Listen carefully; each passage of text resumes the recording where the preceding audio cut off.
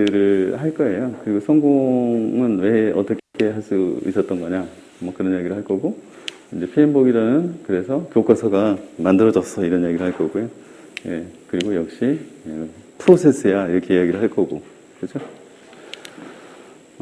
예, 프로젝트 뭐 실패가 생각보다 굉장히 이제 높대요. 보면은 뭐 이제 한참 전에 이제 조사를 한 내용들인데, IT 프로젝트 약 31%가 예, 이슈장애 발생해서 취소가 된대요. 그리고 반 이상은 예산을 그냥 초과해버린대요. 189%. 예. 그래서 실패라고 하는 것은 일정 기한 예산 초과, 그 다음에 기대 효과에 대한 불만족. 이렇게 이제 돼 있잖아요. 예, 이제 이게 되게 쉬운 이야기거든요. 자, 납기를 지연했다. 1번. 일정의 지연은 납기 지연이에요. 예, 납기 미준수. 자, 예산 초과. 예, 요거는 말 그대로 예산 초과고. 그 다음에 기대 효과에 대한 불만족은 뭐예요? 이거는 품질, 예, 미달성이에요. 그래서 이거를 저희가 IT뿐만 아니라 일반적인 모든 그 산업 영역에서 이거를 딱 줄여서 그냥 뭐라고 부르냐면 QCD 이렇게 불러요. QCD. Q는 퀄리티, C는 코스트, D는 딜리버리. QCD가 안 맞는 거예요. 그러니까. 그래서 IT를 우리가 굉장히 다른 업종과 다른 이 특성을 갖고 있다. 이렇게 생각할 수 있지만 사실은 그게 아니고 우리도 QCD에서 벗어날 수가 없어요. 그리고 이 QCD를 달성하는 방법이 결국에는 프로세스 어프로치다라고 결론은 나 있는 거예요. 그래서 굉장히 많은 프로젝트가 실제로 조사해보면 실패하고 있다라고 이야기를 하고 있는 거고요. 프로젝트 이제 실패 원인을 이제 리스크 측면에서 보면은 뭐 일정에 대한 이제 리스크라든지 또는 프로젝트 범위 변경이라든지 이제 비용 초과 또는 뭐 이해 당사자가 뭐 변경이 된다든지 뭐 이런 이야기가 있고요. 프로젝트 계획 측면에서 보면은 잘못 산정된 실행 기간, 프로젝트 기간을 잘못 산정했다는 거는 다른 말로 하면 10개월짜리를 5개월이라고 했다는 이야기예요. 네. 요즘 많이 보고 계시죠? 이런 프로젝트들 다들 기간 줄이기 경쟁을 하고 있어요, 그죠? 네, 근데 잘못 산정된 실행 기간 이 부분은 결국에 실행하면 잘못 산정되기 때문에 반드시 납기 지연을 일으켜요, 그렇죠? 잘못 산정된 인력 계획 이게 뭐예요? 많이 넣었다는 거예요? 아니면 적게 넣었다는 거예요? 당연히 적게 넣었다는 얘기입니다, 인력을. 그 다음에 액티비티 부적절, 프론징 관리 미비 또는 부재 뭐 이런 이야기 하고 있고요. 이제 비즈니스 케이스는 사업 계획이에요. 비즈니스 변화에 대한 반영이 미비하다. 이게 주로 요구사항 변경이 계속 일어나잖아요. 요구사항 변경이 일어나는 대부분의 이유는 비즈니스 변화가 프로젝트 기간 내에 일어나거나 이미 일어났는데 반영되지 않고 그래서 이미 실효성이 없는 그런 요구사항을 개발 요구사항을 계속 줬다는 거예요. 그러고 나서 나중에 아닌데 그럼 프로젝트 다시 해야죠. 엄청난 일정 지원과 그 다음에 인력 투입이 일어나겠죠. 그다음에 산출물에 대한 뭐 이해 부족, 뭐 정량적인 비용 및 효과 분석, 뭐 비즈니스 위험 요소 반영 미비 뭐 이런 얘기가 있고요. 프로젝트 관리 측면에서는 초기에 이용 관리 계획이 없더라. PM이 프로젝트 관리 스킬이 미흡하더라. 프로젝트 모니터링 체계가 약하더라. 프로젝트 팀원들이 뭐 경험이 없더라. 뭐 등등 뭐 있어요. 그래서 뭐 실패라는 거는 결국에는 형편없는 계획을 세웠다. 그래서 이제 저희가 플랜, 두, 체크, 액션 이런 이야기를 했잖아요. 플랜이 형편없으면 두도 형편없는 거예요, 그죠? 그래서 프로젝트 계획이 잘못되면 결과는 뻔해요. 그 다음에 웨이크 비즈니스 케이스. 일단은 비즈니스 목표를 달성할 수 있는 그런 사업 계획이어야 되는데 그게 매칭이 안 되면 아무리 프로젝트를 잘해도 비즈니스 사이드에서는 의미가 없어요. 그 다음에 lack of project management support 이렇게 돼 있어서 이제 프로젝트 관리 자체가 약하다. 프로젝트를 어떻게 관리해야 될지 모른다. 뭐 이런 얘기를 하고 있어요. 그래서 important factor 이렇게 되는데 그냥 프로젝트 관리 잘하고 리스크 관리 잘하고 뭐 그런 얘기예요. 그래서 이제 프로젝트가 성공 그러면 한 거는 뭐 또 있겠죠, 당연히. 아까 실패 비율이 굉장히 높다 생각했던 것보다 그런 이야기였고, 실제로 성공한 프로젝트들도 많이 있어요. 그런 프로젝트들을 보니 무엇이 이제 성공의 주요한 원인이었나 뭐 이렇게 이야기하는 거고요. 적용 가능한 계획, 명확한 기술 사양, 체계적인 의사소통 뭐 이렇게 돼 있잖아요. 성공할 수 있는 계획을 세웠다. 그러니까 성공하는 거예요. 너무 중요한 거죠. 그 다음에 명확한 기술 사양. 이게 뭐예요? 뭘 해야 될지 정확히 알고 있었다. 뭐 저희 항상 SI 하면 문제가 뭐예요? 초반에 들어가면 다 그런 건 아니지만 어려운 프로젝트들의 문제는 들어갔는데 프로젝트 쪽 사이드에 발주처 사이드에서 투입된 사람들과 그 다음에 새롭게 투입된 프로젝트 멤버들이 만나서 서로 우리 뭐 해야 되죠? 서로 몰라요. 이러면 굉장히 골치 아픈데 생각보다 그런 경우가 많아요. 그러면 그거는 명확한 요구사항, 명확한 기술사항, 이건 정반대되는 이야기인 거죠. 그런 경우가 생각보다 많아요. 그 다음에 체계적인 의사소통.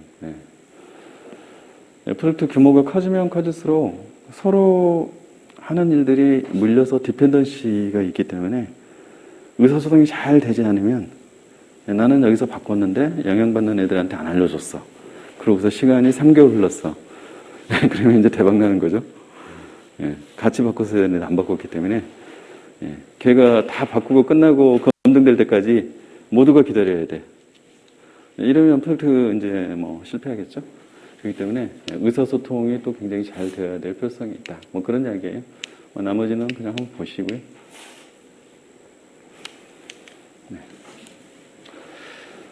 그래서 프로젝트가 잘 되는 게 비즈니스적으로 너무 중요하고, 그 다음에 사회 전반적으로 파생적으로 프로젝트가 실패했을 때 미친 영향이 크니 어떻게 하면 그런 프로젝트를 잘할 수 있어요? 그리고 대체 프로젝트가 뭐예요?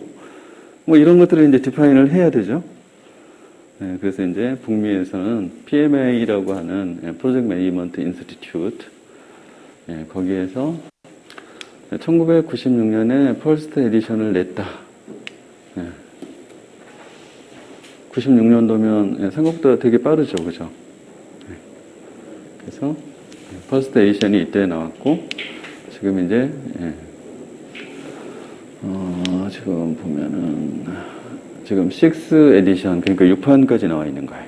그래서 이제 개정판들이 계속 나오고 있다라는 거고요. 그래서 이 책자를 전 세계적으로 이제 퍼뜨렸고요. 워낙 책자가 이제 체계적이고 참조할 만하다. 이러니까 저게 엄청나게 이제 팔렸어요. 베스트셀러 중에 하나예요, 제가. 혹시 여러분들은 저 베스트셀러를 가지고 계신가요? 네, 끄덕끄덕 하시네요. 네. 책을 안 갖고 있으면 PDF 다운로드를 인터넷에서 검색하셔서 하시면 됩니다. 구글링을 하시면 과거 것들은 나와요. 최신판은 잘 안 나와요. 네, 그렇고요. 그래서 이제 저 책에서 말하는 이제 내용들을 거의 바이블처럼 다들 참조를 해서 이제 프로젝트 관리에 활용을 하고 있다. 거기에서 이제 프로젝트 정의를 해놨는데, 특정 제품이나 서비스를 만들기 위해 수행되어야 될 일시적인 노력이다. 이렇게 이제 표현을 해놨고, 그래서 일시적인 이게 이제 템포러리라고 이제 표현이 되어 있는 거고요. 프로젝트 착수일, 완료일이 이제 존재한다는 거예요.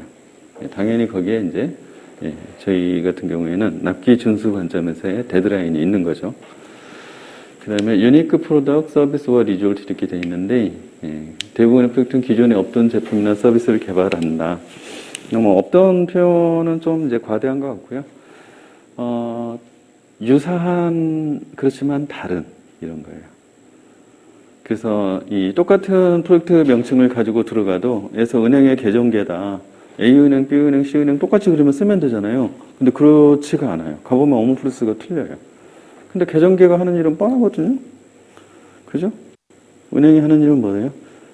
남의 돈 받아다가 내가 저축이라는 이름으로 남의 돈 받아다가 내 돈처럼, 그리고 누구한테 필요로 한 적이 빌려주는 거잖아요. 그래서 그 차익의 이자를 따먹는 사업이다.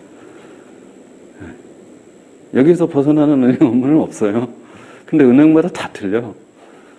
예, 그래서 실제로 저 프로젝트가 그런 특성을 가지고 있다는 거예요. 제품이나 서비스가 유니크해요. 왜냐하면 그 조직에서 원하는 프로세스가 예, 다 조금씩 틀려요. 하는 일이 전체적으로 산업군이 같아도 그 안에서 틀려요. 예, 그래서 같지 않다. 그 다음에 프로그레시브 일리버레이션, 이제 점진적인 구체화 이렇게 이야기를 해요. 점진적인 구체화. 네. 이게 이제 처음에 프로젝트를 착수를 해서 들어가 보면은 그러면 뭐 하자는 건지 불명확한 경우가 많더라. 이렇게 이야기를 하는 거죠. 그런데 막 진행되면서 이제 하나하나 베일이 벗겨지는 것처럼 구체화가 되더라.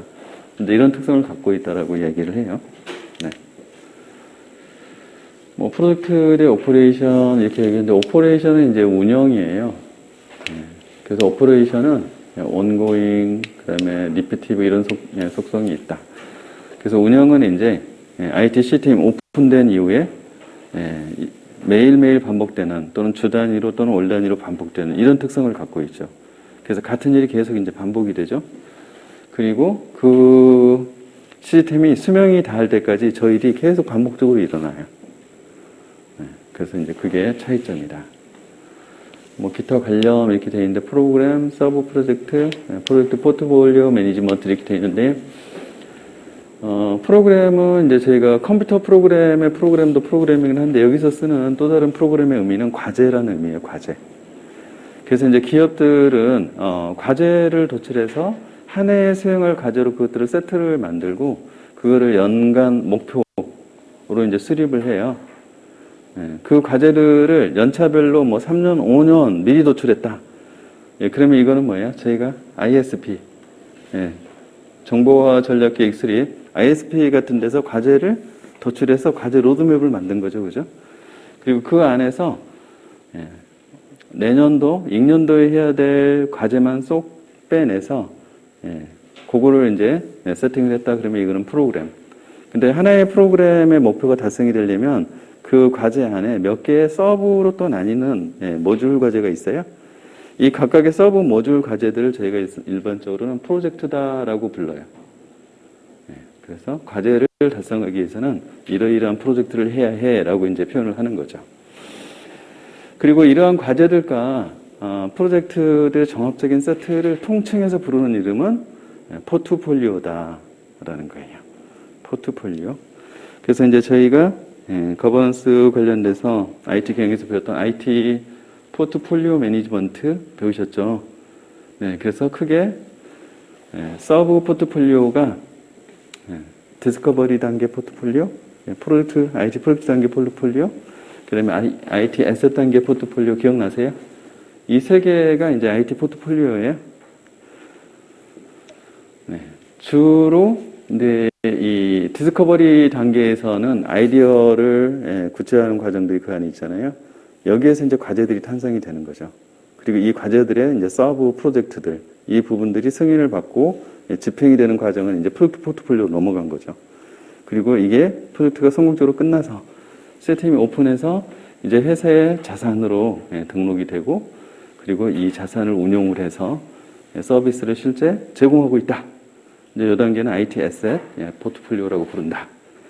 그래서 그 안에 프로젝트든 IT 애셋이든 또는 디스커버리 단계의 사업계획, 비즈니스 케이스든 그것들은 이제 전부 과제 또는 프로젝트 또는 서브 프로젝트 이런 것들이 그 안에 수백 개, 뭐 수십 개씩 있는 거예요. 그리고 그 부분을 연 단위로 내년도에 할 것을 의사결정. 이제 내후년거는 뭐 아직 볼 필요가 없는 거예요. 내년도 의사결정. 이제 투자 의사결정을 하는 거죠. 이제 그런 과정들이 이제 반복이 된다. 이제 그런 개념에서 이제 기타 관련 개념을 얘기해 놓은 거고요. 그래서 이제 프로젝트나 프로그램, 포트폴리오 이렇게 이제 비교를 해놨는데 한번 보시면 될 것 같아요.